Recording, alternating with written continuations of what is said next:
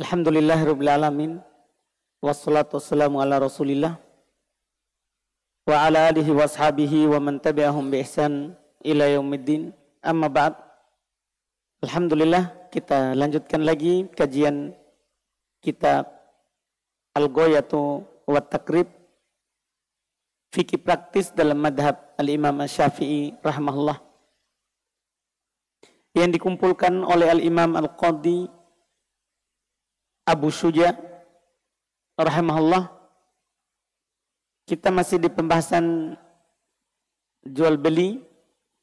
Di hari ini kita mulai dengan akad al-musaqah, akad untuk menyiramkan atau merawatkan dan sebagainya dari tanaman-tanaman yang butuh disiram atau dirawat. Kata beliau rahimahullah, faslun, pasal, wal musaqah jaizah, hukum awal langsung. Akad untuk menyiramkan, ya, walaupun ini penggunaan mimbabil ghalib, tidak harus nanti disiram. Yang penting dia akad untuk memeliharakan, menjagakan, punyanya orang lain. Itu jaizah. Itu hukumnya boleh. Masya Allah. Hukumnya boleh.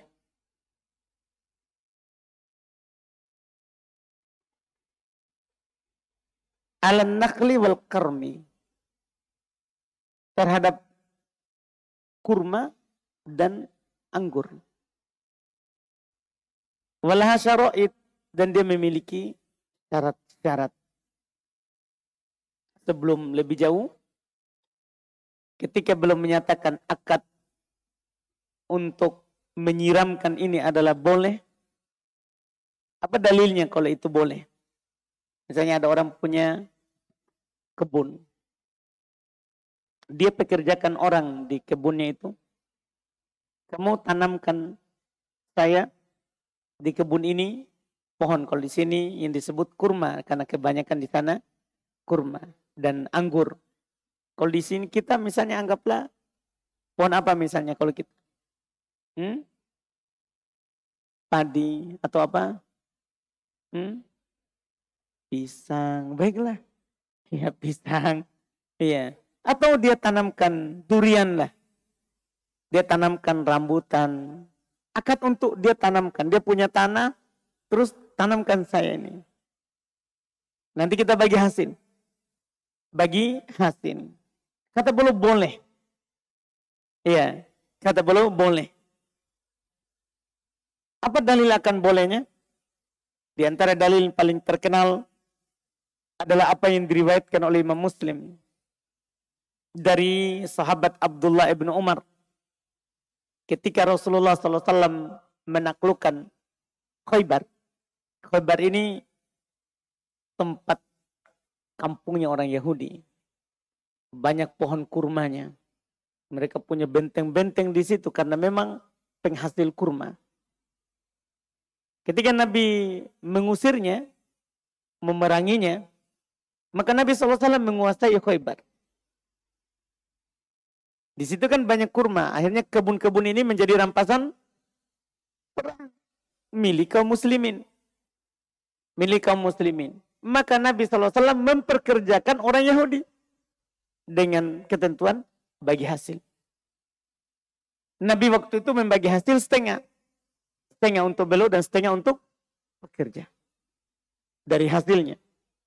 Ini kan Nabi SAW memperlakukan hal tersebut. Makanya tidak ada diragukan akan bolehnya. Karena Nabi melakukan akad seperti itu. Akad ya bagi hasil dalam masalah tanaman. Kalau kemarin kan modal usaha. Nah sama juga dengan ini. Akad bagi hasil. Dalam masalah tanaman. Cuman beliau katakan dia punya syarat. Dia punya syarat. Walah syara'id. Ada syarat-syarat bolehnya. Baru dibolehkan akad kerjasama dengan menanamkan ini. ayyuqaddiruha bimuddatin ma'lumah. Masya Allah. Ditakdirkan, ditentukan waktunya. Ditentukan waktunya. Misalnya sekali panen, kalau ada musimannya kan, sekali panen. Ya, atau 2 kali panen. Ya, atau 3 kali panen. Atau anggaplah panen pertama. Kan kadang misalnya padi ada panen pertama, panen kedua, panen ketiga. Ada waktunya. Ini untuk menutup perselisihan. Karena nanti kalau tidak ada waktu, nanti dia kerja terus ternyata sudah tidak ada bagi hasil. Ini kan masalah. Makanya harus ditentukan waktunya. Ya, harus ditentukan waktunya. Syarat pertama. Syarat berikutnya, wa ayyam faridal amil bi amali. Masya Allah. Dia bersendiri. Ya, dalam beramal. Bahkan beliau tegaskan, wa alla yashtaritu musyarakatal malik bil amal. Dan dia tidak persyaratkan si pemilik harta berserikat juga dalam beramal. Nah, ini kan nanti masalah, susah nanti dalam membaginya. Jadi dipersyaratkan memang si yang punya tanah hanya modal. Pekerja yang mengelolanya. Kalau butuh disiram, dia yang menyiramnya. Kalau butuh dirawat, dia yang merawatnya. Si pemilik sawah atau yang si pemodal tidak ikut campur. Dia cuman serahkan sawahnya atau dia bibitnya misalnya. Si pengelola, dia yang bersendiri dalam mengelolanya. Dia bersendiri dalam mengelolanya. Kalau dia mau ambil pekerja, ya dia yang ambil pekerja. Karena dia yang gaji. Nanti kan dia yang dapat bagi hasilnya. Terus wa yashtaritu lil amil juz'an ma'luman minas samarah. Di pekerja dipersyaratkan, ini yang mengelola, dipersyaratkan dia mendapatkan persen yang dimaklumi. Harus ditentukan. Kamu bekerja ini sini, kamu 50, kamu setengah, saya setengah. Dan harus diingat, tidak boleh menunjuk bagiannya. Kamu kalau kerja ini sawah, kamu yang bagian sebelah sana. Saya yang sebelah sini, tidak boleh. Karena nanti kalau sebelah sana gagal panen, rugi pekerja. Demikian pula kalau sebelah sini gagal panen, yang rugi pemilik harta. Tidak, harus persen. Seperti yang Nabi tadi, kamu kerjakan ini, kurma, kita setengah-setengah. Jadi persen, bukan patoknya. Tidak boleh kalau patok. Tidak boleh. Iya, itu termasuk akad yang terlarang. Jadi ini harus ada persen yang dimaklumi. Apakah kita bilang 70-30 misalnya. Atau 40-60. Atau 50-50. Pokoknya kesepakatan. Kesepakatan. Ya, misalnya pemilik harta dia merasa hanya punya tanah. Sementara si pekerja dia yang modalnya, bibitnya. Dia juga yang kelola. Sehingga dia lebih banyak. Dia bilang saya 70, kita 30. Misal. Atau sama-sama. Sama-sama dia punya tanah. Terus dia kasih bibitnya. Pengelola tinggal mengelolanya. Dia bilang kita 50-50. Nah, ini seperti itu ketentuannya. Supaya nanti hasilnya sedikit atau banyak. Maka tetap dapat sesuai dengan pembagian 50-50. 50 atau 60, 40, 70, 30 dari ketentuan akad yang disepakati. Jadi harus ada bagian persen yang sudah dimaklumi. Ini untuk menutup nanti juga sama perselisihan. Itu jual beli dijaga perselisihan. Karena di antara syarat pokok jual beli adalah tarodi. Saling ridho. Saling ridho. Makanya dipersyaratkan harus dulu ada akad yang maklum. Akad yang dimaklumi. Ini dipersyaratkan. Dalilnya adalah seperti yang Nabi SAW lakukan. Belum pekerjakan ya penduduk Khaybar dengan syarat setengah. Nabi dapat setengah, mereka dapat setengah. Ini syaratnya. Kemudian beliau berkata, "Tsummal amal", fiha ala dorbain. Kemudian amalan pada akad musahko ini, akad untuk menyiramkan atau merawatkan ini, dia terbagi dua bentuk. Amalun ya'udu naf'uhu ala samarah. Ada pekerjaan, manfaatnya itu kembali ke tanamannya, ke buah hasil panennya. Maka siapa penanggungnya ini? Siapa yang menanggung ya perawatannya sampai berhasil, sampai buahnya berhasil? Kata beliau, fahuwa alal amil. Maka yang menanggungnya adalah si pekerja. Ini kan dia sudah bilang, ini saya kasih kamu bibit, tanam di sawah ini, ya, terus dia bekerja.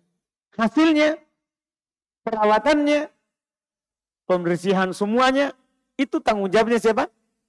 Pekerja. Tanggung jawabnya si pekerja. Kalau kembali kepada tanamannya. Wa amalun ya'udu naf'uhu ilal asl. Jika amalannya kembali kepada asal, kepada tanah, kepada modal. Misalnya, bahwa ala robbil mal, maka ini di pemodal kembalinya.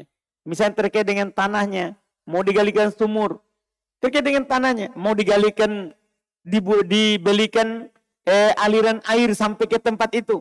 Ini semua kepada siapa? Pemodal. Jadi ini sangat jelas sekali. Kalau kembalinya kepada tanamannya, maka pekerja yang menanggung. Kalau kembali kepada tanah, terkait dengan tanahnya, maka ini kembali ke mana? Kembali ke pemodal. Ini ketentuan dalam akad kerjasama bagi hasil terkait dengan tanaman.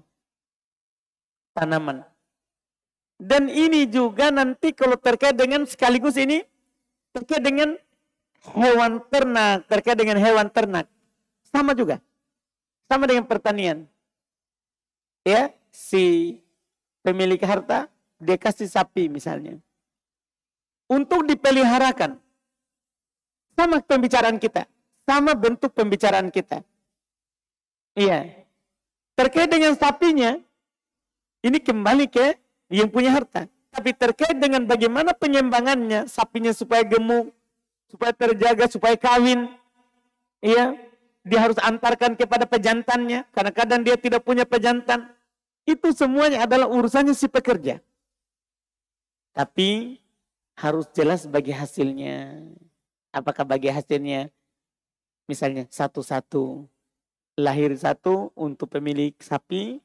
Lahir lagi untuk pekerja. Atau satu, dua.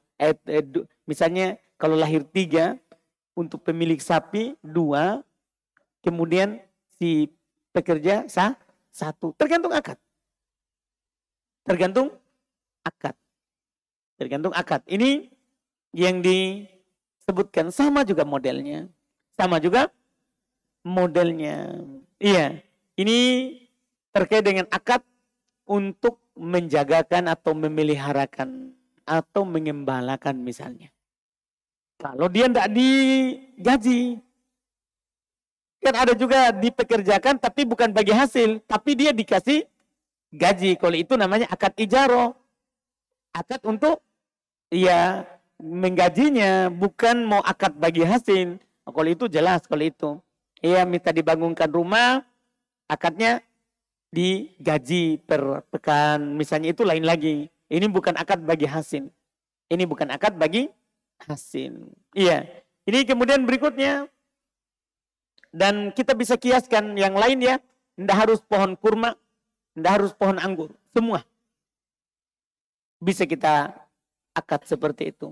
Misalnya ada orang akad ditanamkan pohon jati. Pohon jati. Misalnya kebanyakan pohon jati ini 10 tahun baru dipanen.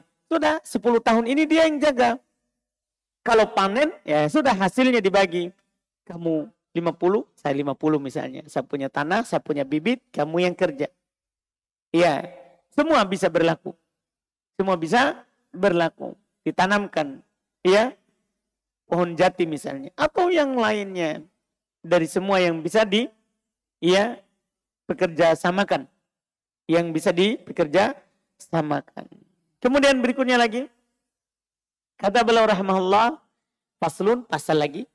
Dan ini pendek-pendek sebagai penutup semuanya di bab jual beli.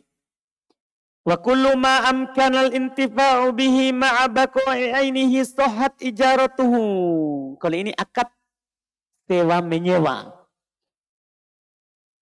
Akad sewa menyewa. Apa yang bisa kita sewakan dan apa yang kita bisa ya manfaatkan dari sewa menyewa ini. Beliau kasih kita kaidah. Kullu ma amkanal intifa'u bih. Setiap yang bisa diambil manfaat dengannya. Ma'abaqa'i ainihi. Bersamaan dengan tetapnya nanti bendanya, barangnya. Sahhat ijaratuhu. Maka bisa disewakan. Semua yang bisa dimanfaatkan, bisa kita sewakan. Ini mencakup semuanya. Semuanya. Pada dasarnya sebenarnya, para ulama mengatakan akad sewa menyewa ini secara kias tidak boleh. Karena kita tidak tahu kadar manfaatnya kalau kita sewa. Misalnya kalau kita sewa mobil, kan majhul manfaatnya. Kita sewa motor, kan tidak ditahu pasti manfaatnya. Ya, kita sewa, iya, kita sewa misalnya apa yang biasa kita sewa?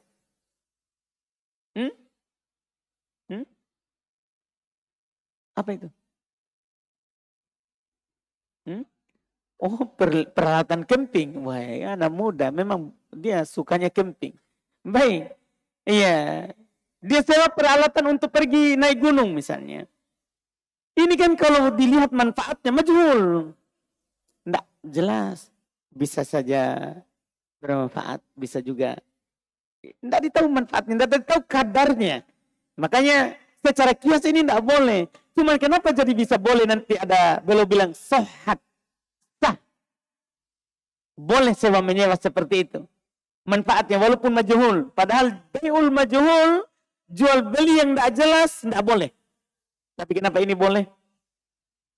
Kata para ulama rahimahumullahu ta'ala, al-hajah. Kebutuhan. Kebutuhan. Tidak semua orang, kata para ulama, punya tempat tinggal. Sehingga kadang dia butuh kontra. Tempat tinggal. Tidak semua orang punya mobil. Sehingga dia butuh sewa mobil. Tidak semua orang punya pembantu. Sehingga dia butuh sewa pembantu. Tidak semua orang, kata para ulama, butuh alat. Butuh alat-alat misalnya berat.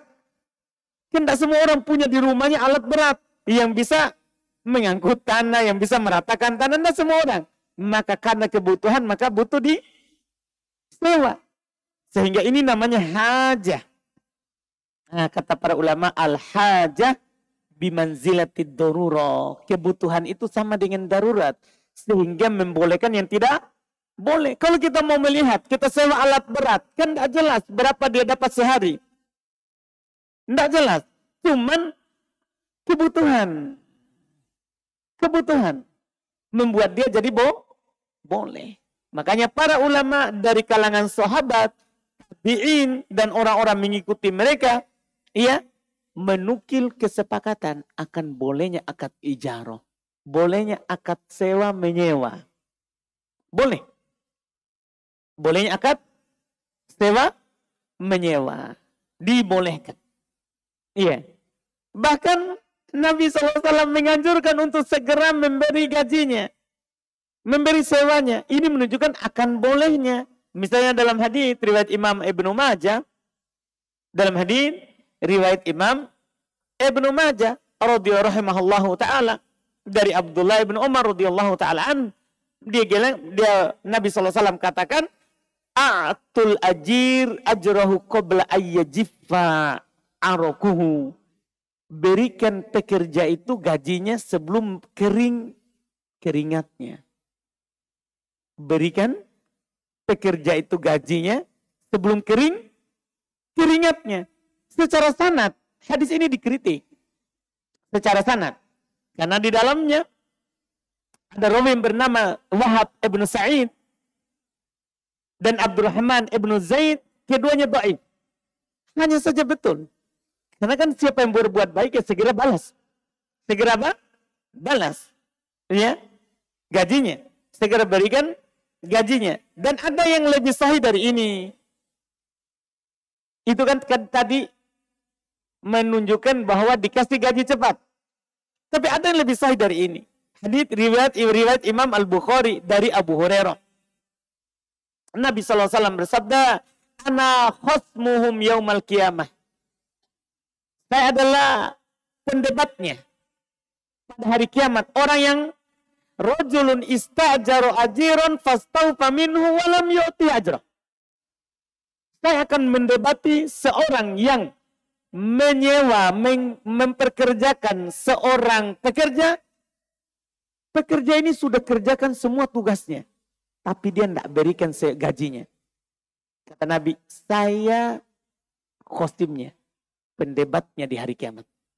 Artinya Nabi akan mendebatnya di hari kiamat. Ini mengisyaratkan pertama, kalau ada orang memperkerjakan seorang pekerja, kemudian dia sudah lakukan pekerjaannya dan dia tidak kasih gajinya. Ini perkara yang tidak boleh, perkara yang tercela. Karena Nabi katakan, saya nanti pendebatnya di hari kiamat. Itu penunjukan pertama. Penunjukan yang kedua, ini isyarat. Bolehnya memperkerjakan orang. Bolehnya memperkerjakan orang. Tidak masalah. Ya, ini dibolehkan. Makanya penulis berkata, semua yang bisa dimanfaatkan itu boleh disewakan dan sah. Semua yang bisa dimanfaatkan boleh disewakan dan sah. Iya. Terus wa idza quddirat manfaatuhu bi ahadi amrayn.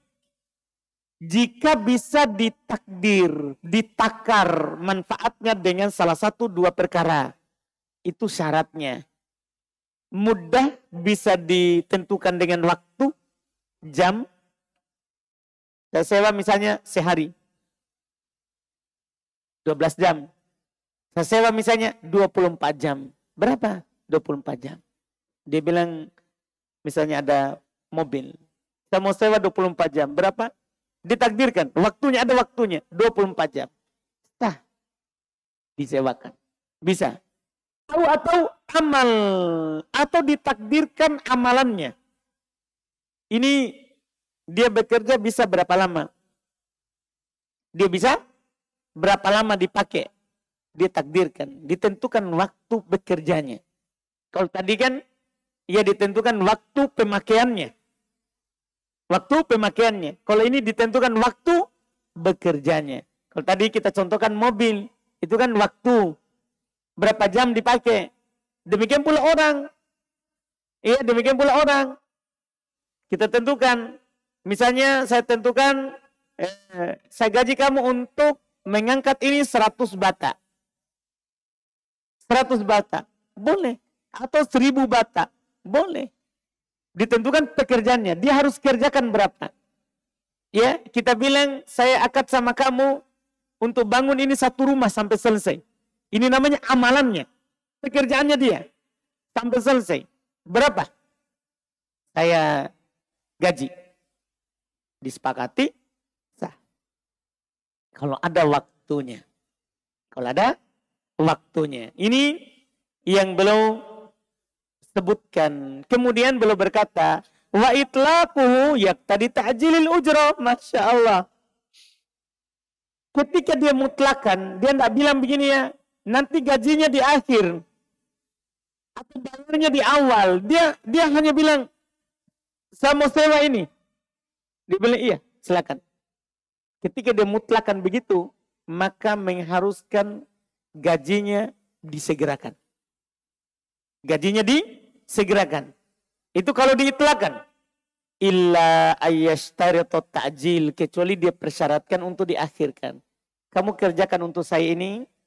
Nanti saya bayar setelah selesai. Dipersyaratkan begitu. Nanti saya bayar selesai. Atau saya bayar setiap hari Sabtu misalnya. Begitu. Iya, dia ngomong seperti itu.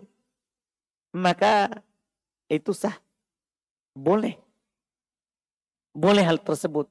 Karena boleh digaji duluan, boleh juga gajinya diakhirkan. Tergantung akad masing-masing. Kan ini akad perjanjian. Ya, akad perjanjian. Maka apa yang diakadkan itu yang ditepati. Karena hadis secara umum, Nabi kita Muhammad SAW bersabda, al-muslim ala syurutihim. Muslim itu di atas syarat mereka. Paham kan? Illa syarton ahalla haraman au harrama halala. Kecuali ada syarat yang menghalalkan yang haram atau mengharamkan yang halal. Itu baru tidak boleh. Asalnya sesuai syarat. Kalau dibilang, kamu kerjakan saya punya ini, nanti syaratnya gaji di akhir. Gajinya kalau selesai. Ya. Atau dia bilang, saya kasih dulu kamu setengah, nanti kalau selesai baru saya penuhi. Boleh. Itu semua dibolehkan. Itu semua dibolehkan. Terus kata beliau, wala tabtulu al-ijaratu bimauti ahadil al-muta'akidain. Masya Allah. Kalau ada akad sebelumnya yang kita sebut, kita bahas, meninggalnya yang berakad itu batal. Meninggalnya yang berakad itu apa? Batal akadnya. Batal akadnya. Iya, ada akad sebelumnya kita bahas begitu.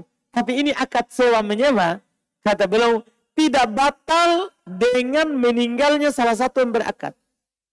Karena dia kenapa? Karena bisa pindah. Kan bisa pindah ke ahli waris. Misalnya ada orang sewa rumah, kontrak. Dia akad setahun. Dia akad berapa? Setahun. Qadarullah, baru 6 bulan dia tinggal, meninggal itu bapak yang menyewa. Maka tidak batal akadnya. Tidak boleh dia bilang, si pemilik rumah bilang, silakan keluar karena meninggalnya ini sudah batal akad. Tidak. Karena akad sewa menyewa ini bisa diwariskan. Bisa berpindah. Bisa apa? Berpindah. Jadi anak-anaknya, istrinya misalnya bisa tinggal sampai habis apa? Masanya. Ini perlu diketahui. Jadi tidak batal dengan meninggalnya salah satu yang berakad. Nah, tadi yang meninggal adalah yang menyewa misalnya. Demikian pula yang meninggal adalah si penyewa ini yang memberikan sewaan ini. Pemilik harta. Dia meninggal. Kan kalau dia meninggal berarti ini harta kembali ke ahli waris. Apakah ahli waris boleh dia mengusir yang menyewa? Tidak boleh.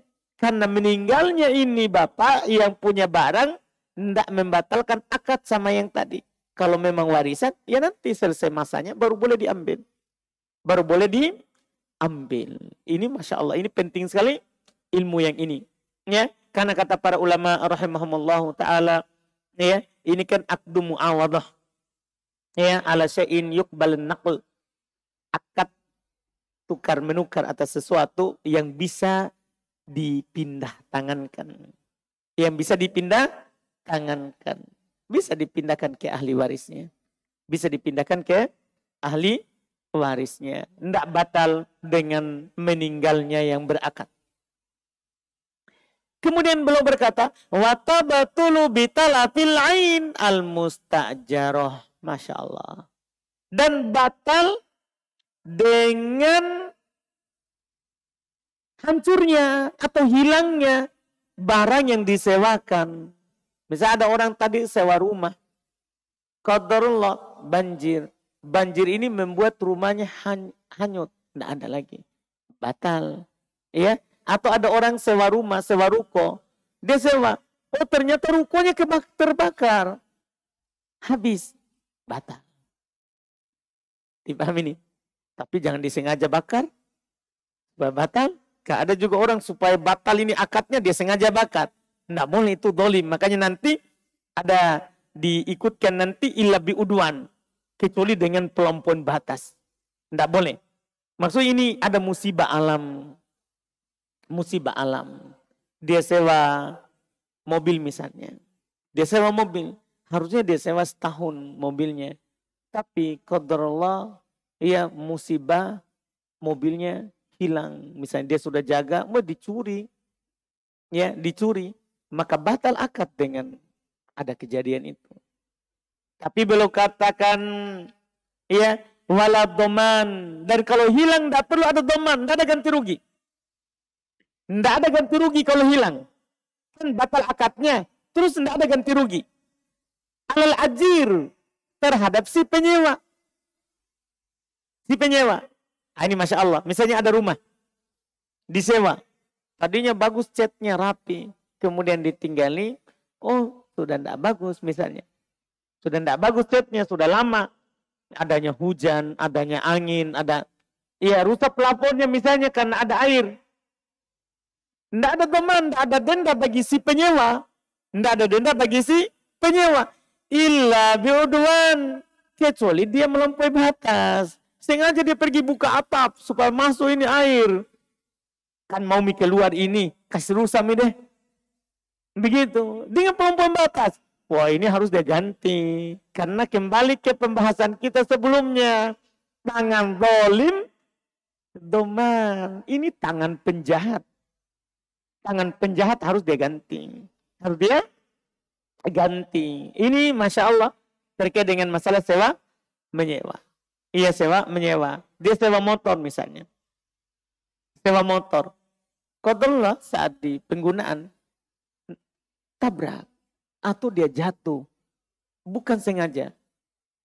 Iya kan? Tidak ada doman bagi si pemakai. Nah, kan kita izinkan. Dia pakai. Dengan akad tadi sudah dikasih sewanya. Tidak ada.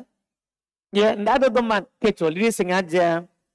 Ya, sengaja dia kasih balap-balap. Dia seperti Rosti tempel kuping di aspal. Sengaja. Sehingga jatuh. Iya. Sehingga jatuh. Wah, ini tadi. Ini tadi. Iya, ada pelompoan batas di sini. Iya, ada pelompoan batas. Maka dia ganti. Dia ganti. Ini sedikit kata yang belum katakan terkait dengan akad sewa menyewa. Akad sewa menyewa. Kemudian berikutnya kata belum lagi faslun pasal wal ji'alatu jaizah. Ini nama sekarang akad ji'alah atau ji'alah. Ya. Akad sayembara. Dia sayembarakan sesuatu. Siapa yang bisa menemukan barang saya yang hilang, untuknya sekian. Atau siapa yang bisa membuatkan saya hal yang demikian, makanya untuknya sekian. Akad sayembara. Dia sayembarakan misalnya gambar masjid, gambar rumah. Dia sayembarakan ya apa saja yang disayembarakan. Kata beliau, jaizah, boleh. Akad yang disayembarakan itu apa? Boleh. Nanti mana yang dia terima sesuai dengan persyaratannya, itu yang dapat. Itu dibolehkan. Itu dibolehkan. Kata beliau, wahya ayyashtaritu ala raddi dolatihi iwadan ma'luma. Misalnya, contoh saja ini. Misalnya dia mempersyaratkan, kalau dikembalikan barangnya yang hilang, maka dia akan mengganti, dia akan mendapatkan upah yang dimaklumi. Dia bilang siapa yang menemukan dan mengembalikan barang saya, nanti dia akan mendapatkan sekian misalnya. Ini dibolehkan. Dalil yang paling pokok dalam masalah ini adalah terkait dengan kisahnya Nabi Yusuf. Dia kan kehilangan Tuwa'ul Malik. Dia kehilangan gelas atau seperti piala begitu. Iya. Maka dia teriak, siapa yang bisa menemukannya, maka baginya himlu ba'ir. Maka baginya tambahan dari makanan. Tambahan dari makanan. Itu dibolehkan.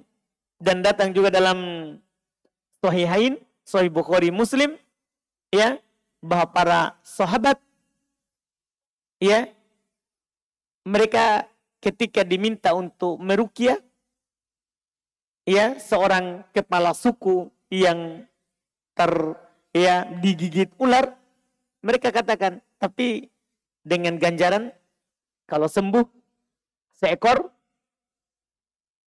kambing, dan disepakati, dan itu dia bacakan Al-Fatihah dan sembuh.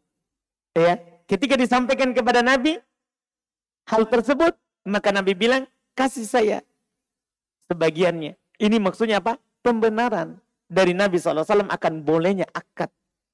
Ya, sayembara. Siapa yang bisa nanti dikasih. Siapa yang bisa nanti dikasih. Ini akad dibolehkan.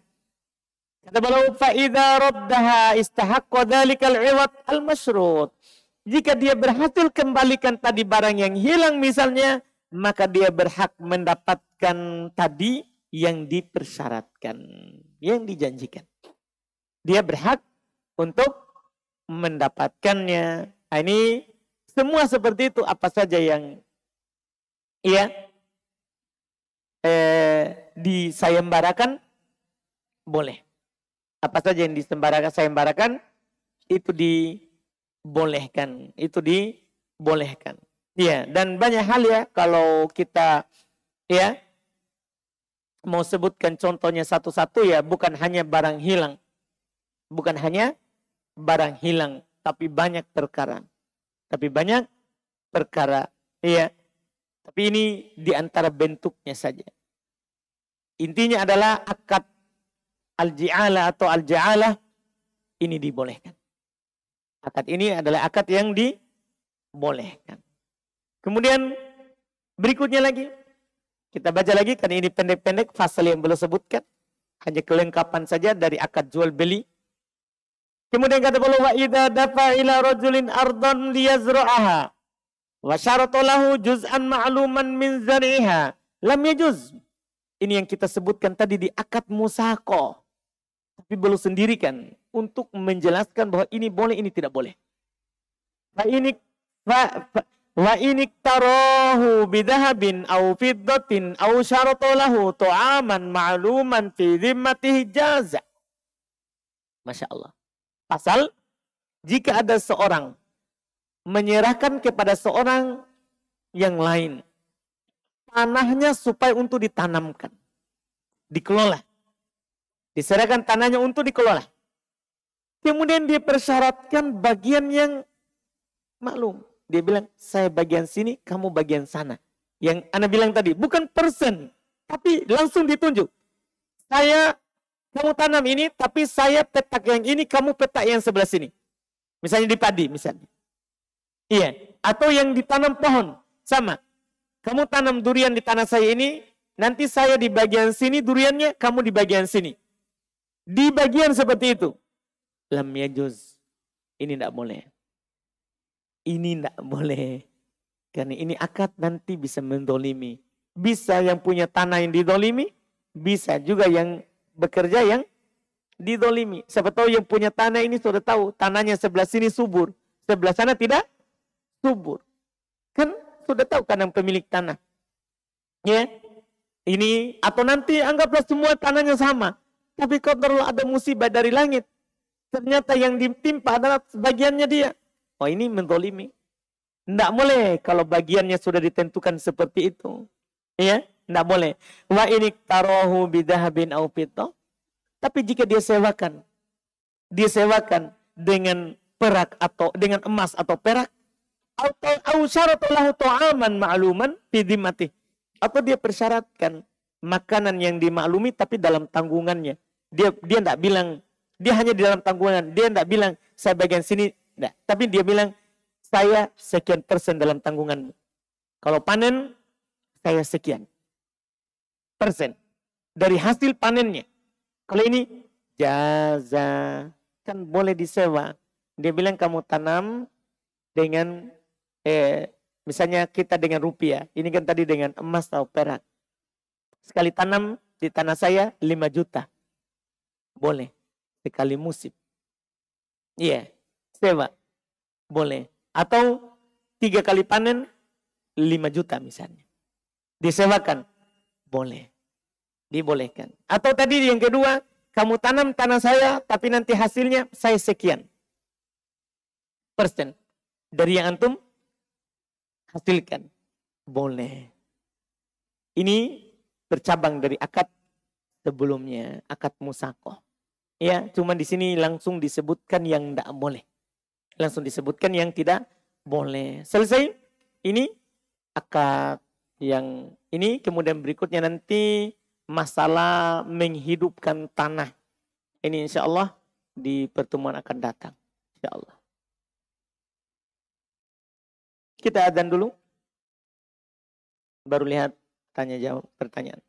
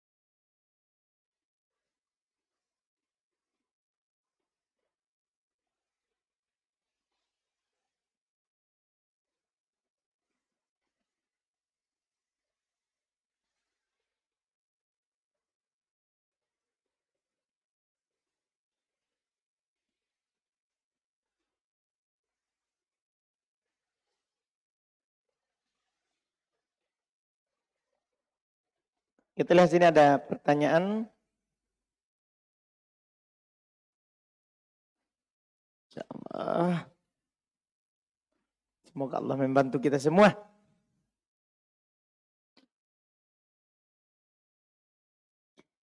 Ini ada pertanyaan, apakah boleh kerjasama dengan bagi hasil 50-50 akan tetapi kebutuhan tanaman dikeluarkan dulu pupuk dan yang lainnya kemudian baru dibagi 50-50 keuntungannya. Iya memang begitu.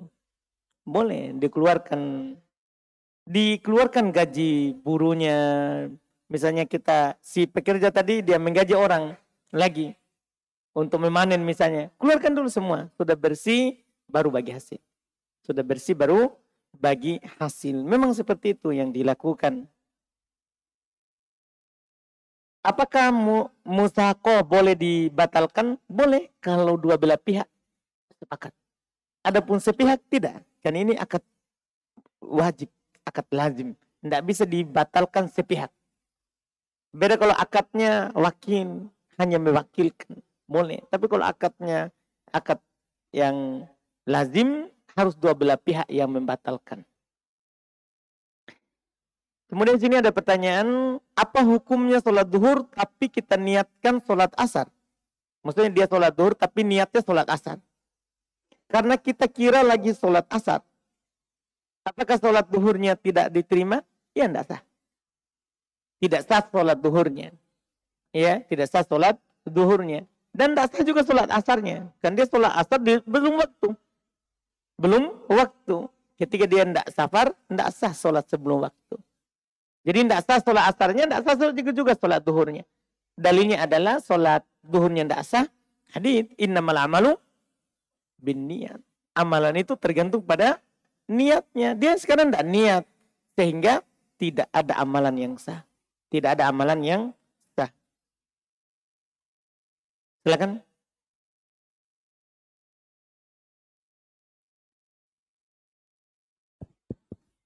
Bismillah, Assalamualaikum warahmatullahi wabarakatuh. Waalaikumsalam. Ustaz, pertanyaannya berkenaan dengan al-musaqah. Tadi yang syarat keempat disebutkan terbagi lagi menjadi dua. Yang pertama itu menanggung perawatan tanaman adalah yang mengelola. Kemudian jika terkait dengan tanah maka ini yang ditanggung oleh pemodal. Pertanyaan saya Ustaz, jika seluruhnya ini ditanggung oleh pemodal Ustaz? Baik itu tentang perawatan tanaman dan yang lainnya Ustaz. Tidak apa-apa. Tinggal akad bagi hasilnya bagaimana.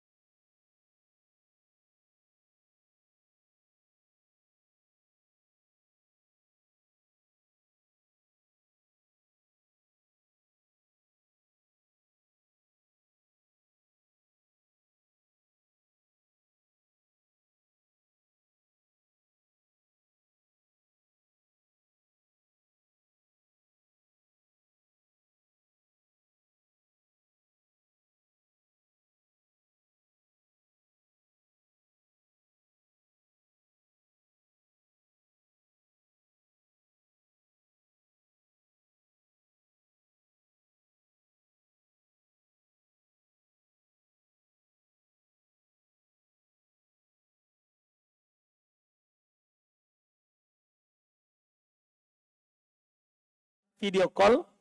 Masya Allah, terus sekali mungkin ya. Iya, boleh menikah dengan video call, lewat video call. Yang penting jelas orangnya kan. Yang video itu yang mau menikah. Iya, boleh menikah lewat telepon. Iya. Orang tua saya diberikan amanah untuk mengelola sawah dengan bibit, sewa penanaman dan ongkos kerja sawah ditanggung oleh orang tua saya. Bagaimanakah sistem bagi hasilnya Ustaz? Sebelumnya orang tua saya biasa membagi 60 untuknya dan yang punya 40. Tergantung kesepakatan. Akad kerja sawah begini tergantung kesepakatan dengan pemilik sawah. Apakah 60-40, 50-50, ya, pokoknya tergantung kesepakatan. Tidak boleh kita putuskan sendiri. Kita harus tanya yang punya tanah. Gimana akadnya? 60-40 atau 50-50. Kalau apa yang disepakati nanti, itu yang dijalankan. Itu yang dijalankan. Ustadz, apa hukumnya menyewa PlayStation atau PS? Tidak boleh. Itu melalaikan. Kan sudah dibilang tadi. Menyewa sesuatu yang bermanfaat. Kan tadi dibilang kan? Menyewakan sesuatu yang bermanfaat. Hukumnya apa? Boleh. Apa manfaatnya PlayStation? Coba. Kalau ada manfaatnya. Kan penulis bilang yang bermanfaat. Berarti lawannya kalau tidak bermanfaat, tidak boleh. Kalau tidak ada manfaatnya, maka tidak dibolehkan.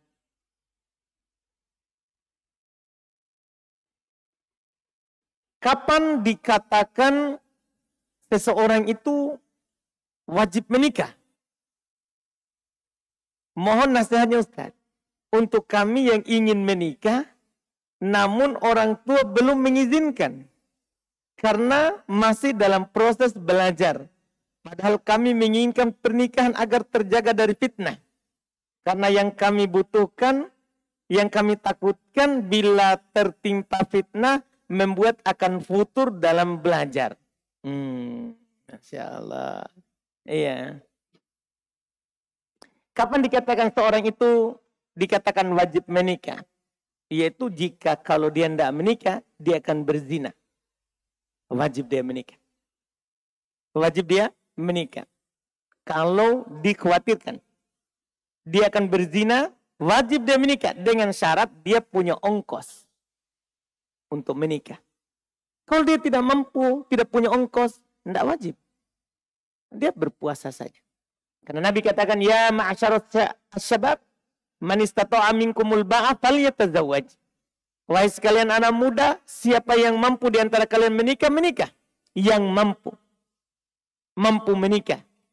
Mampu di sini mencakup mampu tenaganya, memang dia kuat, ada syahwatnya. Yang kedua, mampu biayanya. Karena ketika ada seorang datang kepada Nabi yang mau menikah, Nabi tanya, kamu punya sesuatu? Nabi suruh cari sesuatu. Dia bilang, saya tidak dapat apa-apa. Cari walaupun cincin dari besi. Maksudnya itu menunjukkan harus ada kemampuan. Berupa apa? Harta. Berupa harta. Jadi kalau kita mampu, terus kita khawatir jatuh dalam zina, maka kita wajib menikah.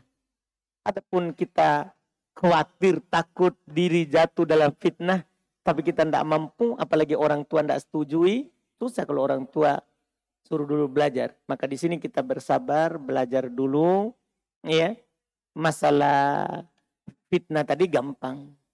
Kita tinggal berpuasa, itu akan mengurangi syahwat. Iya kan? Berpuasa. Berpuasa. Itu akan mengurangi syahwat. Kalau berpuasa juga belum mengurangi, sibuk saja dengan yang lain. Sibuk saja dengan yang lain. Yang masalah ini adalah sudah berpuasa, kenapa tidak turun-turun syahwat? Ya tidak bisa turun karena dia sibuk juga urus cari akhwat. Itu masalah. Itu masalah. Sibuk dengan yang lain yang bisa memalingkan kita dari hal tersebut seperti kita belajar. Seperti belajar. Pada saat ini telah mendekati bulan Dzulhijjah, Ustaz. Pertanyaan, apakah ada dalil tentang puasa di awal bulan Dzulhijjah tanggal 1 sampai 8? Karena yang saya tahu tanggal 9 yang ada dalilnya. Mohon pencerahannya Ustaz. Betul, yang tanggal 9 itu ada dalilnya. Tanggal 9 ada dalil secara khusus. Karena puasa Arafah tanggal 9. Adapun 1 sampai 8 tidak ada dalil secara khusus. Tapi ada dalil umum. Bahwa amalan itu ya adalah di 10 itu adalah amalan terbaik. Amalan terbaik. Di antara kata para ulama, ya amalannya adalah termasuk puasa. Walaupun tidak ada dalilnya. Walaupun tidak ada dalilnya secara khusus. Tapi siapa yang berpuasa, dan puasa itu adalah amalan, boleh. Tidak apa-apa. Sunnah dilakukan.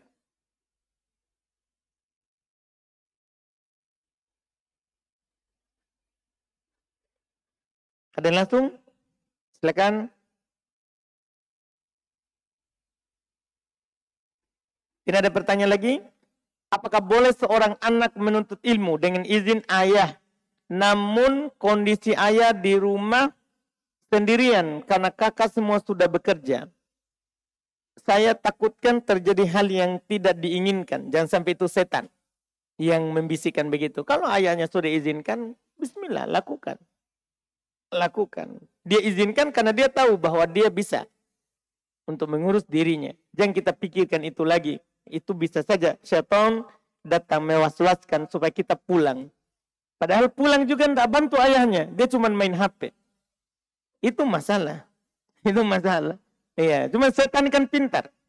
Setan pintar. Apalagi lagi capek-capeknya belajar. Wah, enaknya ini kalau saya beralasan ada ayah. Iya, pintar setan.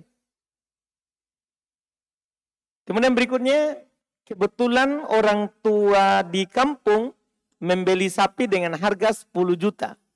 Lalu meminta seorang untuk memeliharanya selama setahun. Dengan sistem bagi hasil. Ya, 50%. Tapi yang dibagi hanya untung. Di luar harga modal yang 10 juta. Apakah itu boleh? Mohon penjelasannya Ustaz. Boleh, tidak apa-apa. Kan boleh syaratnya kembali modal baru kita bagi hasilnya. Kembali modal baru kita bagi hasilnya. Boleh. Yang penting kalau sapinya mati, tidak dibebankan kerugiannya kepada siapa?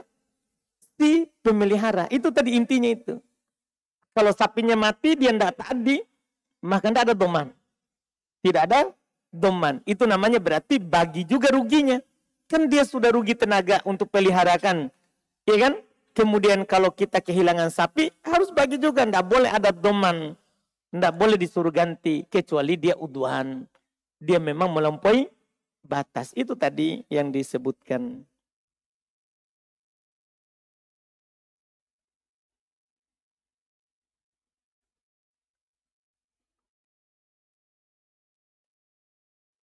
Apa yang saya harus lakukan? Jika mengetahui orang tua saya sudah memperkerjakan orang untuk membangun rumah dan belum menggajinya. Dan rumah tersebut telah dia jual kepada orang lain. Dia masih hidup orang tuanya?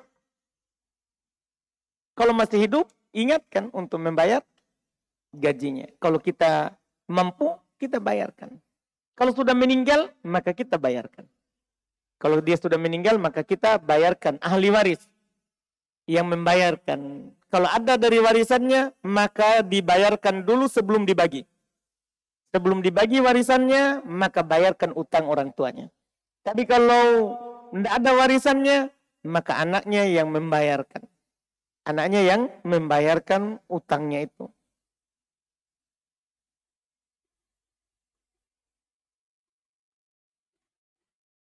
Ada perbedaan sayembara dan judi. Karena terkadang sayembara juga mengeluarkan biaya. Apa perbedaan sayembara dan judi? Iya. Terkadang sayembara juga mengeluarkan biaya. Beda sayembara, beda judi. Judi itu dikatakan ta'al uqamirka. Kemari kita bertarung. Judi itu bertarung. Iya. Dia bisa untung, bisa rugi. Bisa untung, bisa rugi. Kalau sayembara kan kalau dapat ya dia untung, tidak ada kerugiannya. Tidak ada kerugiannya. Iya, dan kalau ada kerugian yang sedikit itu dimaafkan. Beda judi beda. Beda judi sama sayembara. Beda judi sama sayembara. Iya, kalau judi bertarung sama-sama mengeluarkan biaya sama-sama. Ada orang misalnya main bola. Yang menang, dia sama-sama taruhan. 100.000, 100.000. Yang menang dapat. Judi. Itu adalah judi. Definisi judi itu imma gorim atau gonim. Dia rugi atau untung, itu saja. Dia rugi atau untung. Itu dibilang judi.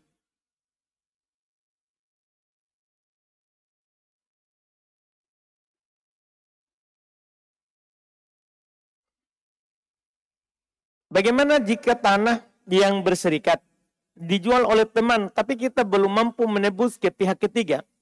Bagaimana hukumnya jika kerjasama baik? Kalau bisa menebus, boleh dia jual. Boleh juga dia jual ke pihak ketiga sekalian. Kalau dia tidak bisa menebus, kan tidak boleh lama. Harus segera dia tebus. Kalau tidak, batal hak syarikahnya. Seperti sebelumnya kita jelaskan. Jadi kalau dia tidak bisa tebus, boleh dia jual ke pihak yang ketiga itu tadi. Sekalian beli juga tanahku. Dia jual. Bagaimana hukumnya jika kerjasama tapi uang modal ditransfer, bukan cash? Bukan cash. Boleh, yang penting sudah diserahkan uangnya. Sudah diserahkan uangnya. Yang penting saat akad dia transfer. Saat akad dia apa? Transfer.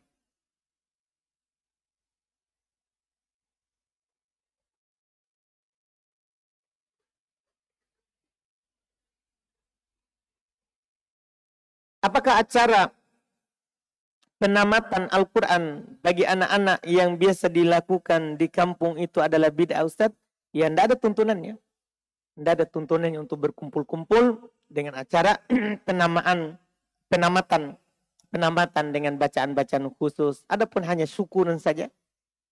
Kita telah hafal 30 juz. Syukuran saja, alhamdulillah orang tua syukur hal tersebut. Dia undang tetangga makan. Tidak masalah tanpa ada baca-baca. Tanpa ada baca-baca.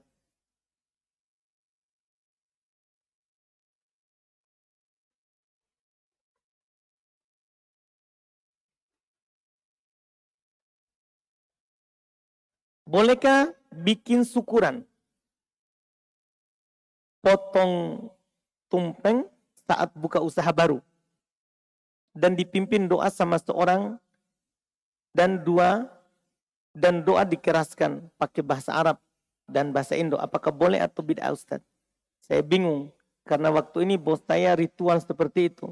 Saya harus seperti apa, Ustaz? Ya, kita ingkari saja.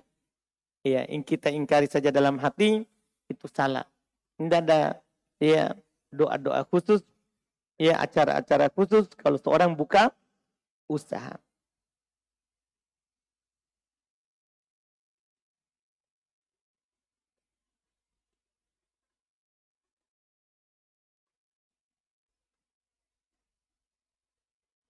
Saya pesan barang atau makanan di pembeli lewat online. Kesepakatan akadnya itu barang atau makanan saya bayar di masjid. Pas barangnya dibawa karena kebetulan penjualnya juga akan ke masjid. Apakah ini termasuk jual beli dalam masjid, Ustaz? Tidak. Tidak, karena kita akadnya yang penting bukan dalam masjid. Bayar utang boleh di masjid. Tapi akad jual beli tidak boleh di masjid. Akad jual beli tidak boleh di masjid. Tapi kalau kita datang baru berakad, dia masuk masjid, kita di masjid, kemudian baru kita akad. Oh, berapa ini barang? Dibilang sekian. Oh, saya mau beli di masjid. Tidak boleh. Tidak boleh. Kalau kita melihat orang yang begitu, Nabi katakan doakan supaya Allah tidak memberikan keberkahan kepada perdagangannya. Tidak boleh jual beli di masjid. Adapun dia hanya bayar, boleh. Apakah boleh sholat ba'diyah setelah tertidur sehabis sholat wajib? Setelah zikir, Ustaz, apakah boleh sholat wajib di rumah dikarenakan sudah masuk waktu sholat dan sholat ba'diyahnya nanti di masjid? Karena khawatir terlambat untuk kegiatan di masjid.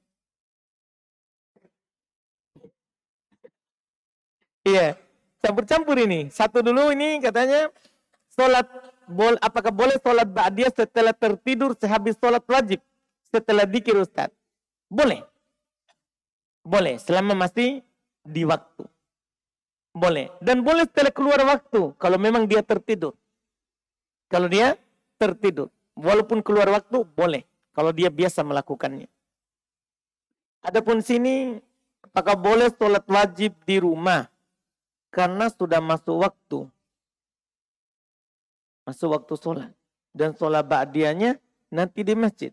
Karena khawatir terlambat ikut kegiatan masjid. Ini laki-laki atau perempuan?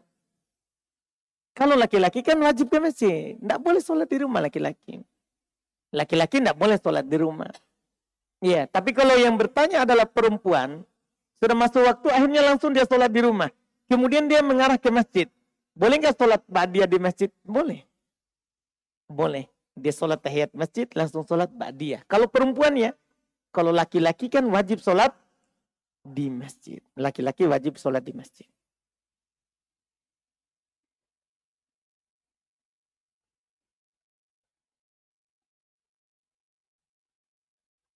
Ya, ini ada pertanyaan terkait dengan al-hajjah bimanzilatid darurah.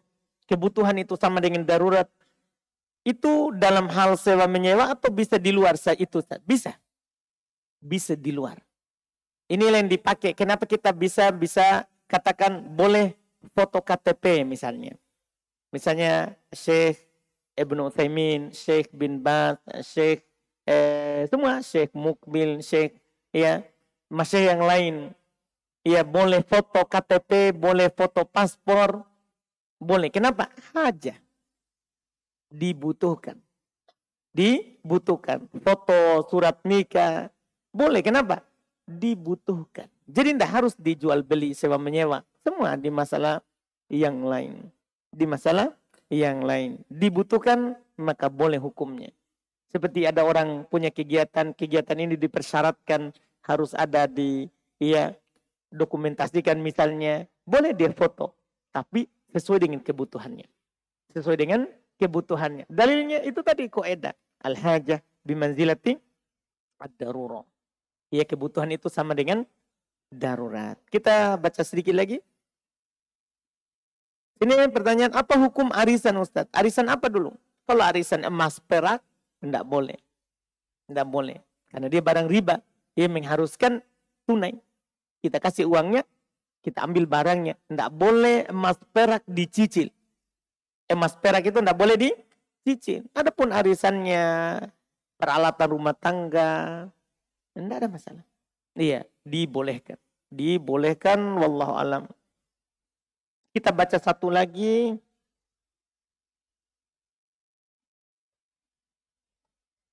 Ini katanya, bisakah memberi salam dengan lafaz Assalamualaikum warahmatullahi ta'ala? Wallahu alam, tidak tahu. Ya, Assalamualaikum warahmatullahi ta'ala. Tidak tahu. Tidak tahu kalau. Wallahu alam. Kita cukupkan, alhamdulillah. Masih ada beberapa pertanyaan, tapi lama nanti ada juga yang tulisan kurang jelas sedikit. Iya. Alhamdulillah. Kita cukupkan dulu. Subhanakallahumma hamdik, asyhadu an la ilaha illa anta astaghfiruka wa atubu ilaik. Assalamualaikum warahmatullahi wabarakatuh.